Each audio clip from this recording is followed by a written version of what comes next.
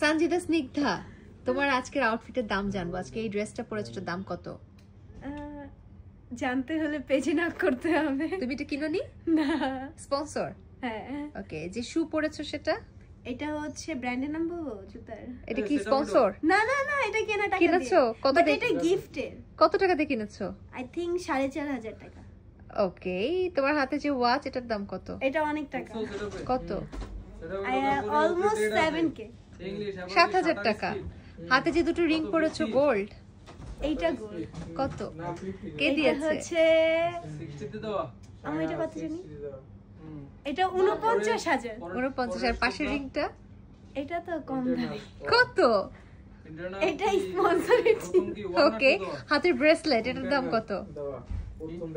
400 350। লকেটের দাম কত? এটাও গিফটের। এই যে কানেরটা, এটা ম্যাচ।